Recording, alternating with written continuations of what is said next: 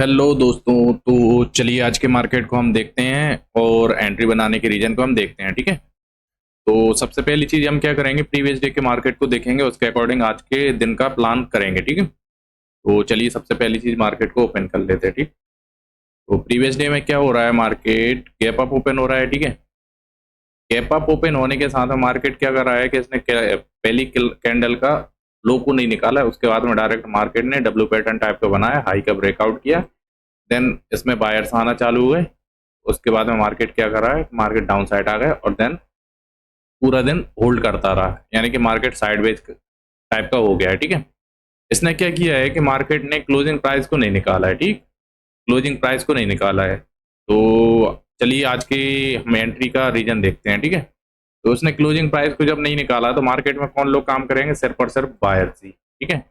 और जो major resistance था ना, उसके ऊपर ही मार्केट काम कर रहा है। ठीक है। तो इस वजह से भी इसमें कौन लोग काम करेंगे, सिर्फ और सिर्फ बायर्स ही। ठीक है।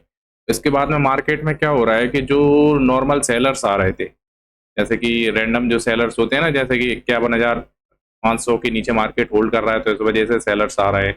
मार्केट ने क्या हुआ कि मार्केट मॉर्निंग में ही गैप अप ओपन हुआ है, जो सेलर्स थे ना उन लोगों के एसएलेट कर दिए। ठीक है। मार्केट ने तो सेलर्स को तो मार्केट ने निकाल दिया, अब बचे कौन, बायर्स ही। ठीक है। तो बायर्स बचे हैं, तो बायर का कॉन्फिडेंस कब तक रहेगा, क्योंकि मार्केट में जब तक क्लोजिंग प्राइस निकलेगी नहीं तब तक मार्केट में कौन लोग काम करेंगे, सिर्फ और सिर्फ बायर से, क्योंकि पिछले दिन मार्केट ने क्लोजिंग प्राइस का नहीं निकाला था, इस वजह से बायर्स थोड़ा क्या हो रहा है कि मजबूत होते जा रहे हैं। जैसे कि फॉर एग्जांपल में बायर्स डर नहीं रहे हैं।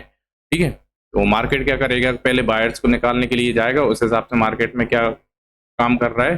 जैसे कि फॉर एग्जांपल में देख लेते हैं, तो ये अपनी बढ़िया सी रेड कैंडल दिखा दी, उसके बाद मार्केट ने क्या किया है कि इस कैंडल को निकाला नहीं है, उसके बाद में ग्रीन कैंडल जैसे ही बनाई, ग्रीन कैंडल बनाने के बाद में मार्केट में कौन लोग काम करने चालू हुए, बायर्स ही।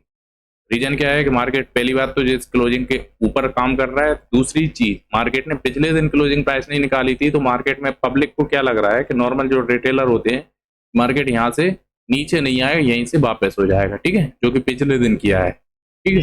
तो हमारी बायर्स आने की वजह से हमने क्या किया है, पुट साइड की एंट्री बनाई है, और कहीं हमने निफ्टी के अंदर भी हमें क्लियर कंफर्मेशन में देखने को मिल गया था, जिस वजह से भी हमने कहीं इस लेवल के आसपास में एंट्री बनाई है। ठीक है। तो निफ्टी को भी एक बार देख लेते हैं।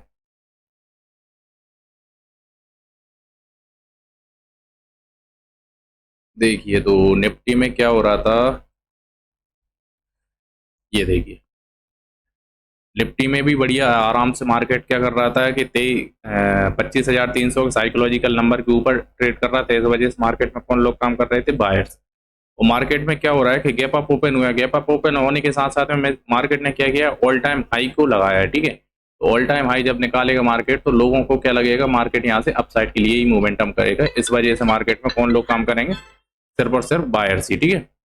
तो बायर्स काम करने का एक ही रीजन हो गया, मार्केट में ऑल टाइम हाई को निकाला है मार्केट ने, इस वजह से ही बायर्स।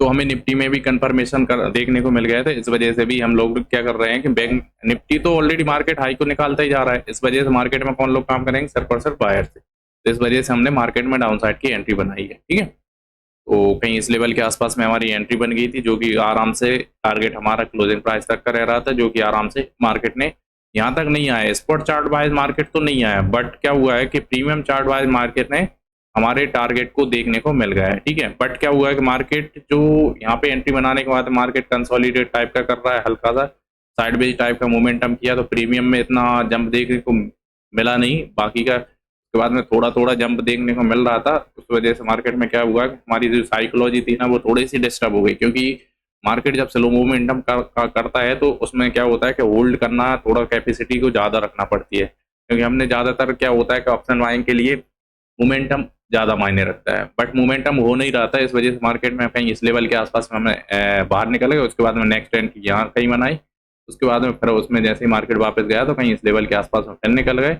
उसके बाद में फिर एंट्री बनाई हमारे कहीं इस लेवल के आसपास में, डायरेक्टली ऐसा यहाँ पे हमारा हिट करके मार्केट से बाहर हो गए। जबकि देखा जाए ना प्रीमियम बायस, तो प्रीमियम बायस हम चार्ट को ओपन कर लेते हैं।